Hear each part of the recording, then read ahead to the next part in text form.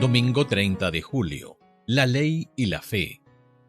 Aun si sus oponentes aceptaban que la vida de Abraham se caracterizó ante todo por la fe, Pablo sabía que seguirían teniendo interrogantes acerca de por qué Dios le dio la ley a Israel unos 4 siglos después de Abraham.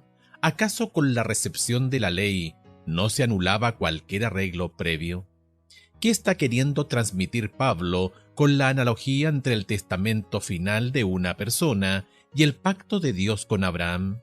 Gálatas capítulo 3, versos 15 al 18. Hermanos, hablo en términos humanos. Un pacto, aunque sea de hombre, una vez ratificado, nadie lo invalida ni le añade.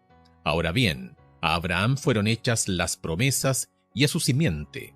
No dice y a las simientes como si hablase de muchos, sino como de uno, y a tu simiente, la cual es Cristo.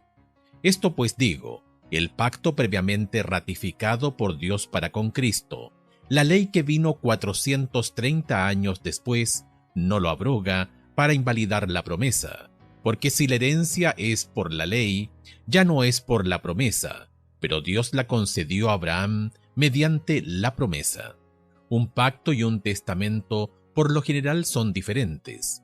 Un pacto comúnmente es un acuerdo mutuo entre dos o más personas, a menudo llamado, comillas, contrato o comillas, acuerdo.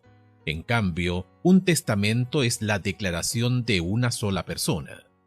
La traducción griega del Antiguo Testamento, la Septuaginta, nunca traduce el pacto de Dios con Abraham con la palabra griega usada para referirse a acuerdos o contratos mutuos, sinteke.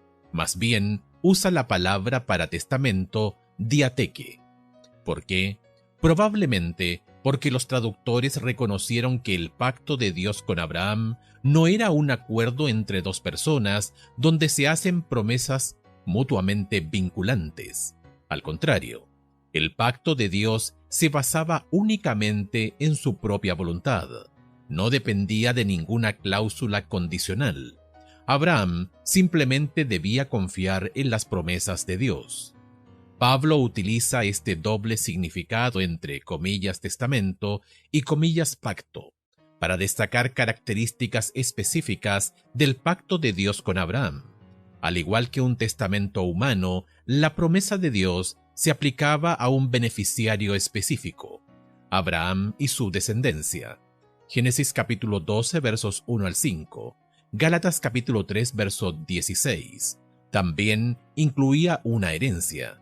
Génesis capítulo 13 verso 15, capítulo 17 verso 8, Romanos capítulo 4 verso 13, Gálatas capítulo 3 verso 29. Lo más importante para Pablo es la naturaleza inmutable de la promesa de Dios.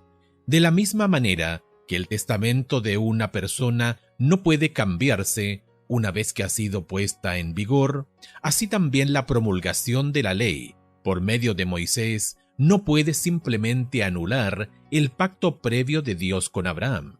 El pacto de Dios es una promesa. Gálatas capítulo 3 verso 16. Y Dios no rompe sus promesas. Isaías capítulo 46 verso 11. Hebreos capítulo 6 verso 18. Reemplaza la palabra pacto por promesa en los siguientes pasajes. ¿Cuál es la naturaleza del comillas pacto en cada pasaje? ¿De qué manera el entender el pacto de Dios como una promesa aclara el significado del pasaje? ¿Y cómo nos ayuda a entender mejor lo que es un pacto? Génesis capítulo 9 versos 11 al 17, capítulo 15 verso 18, capítulo 17 versos 1 al 21. ¿Qué nos enseñan estos, además acerca del carácter de Dios y de cómo podemos confiar en Él?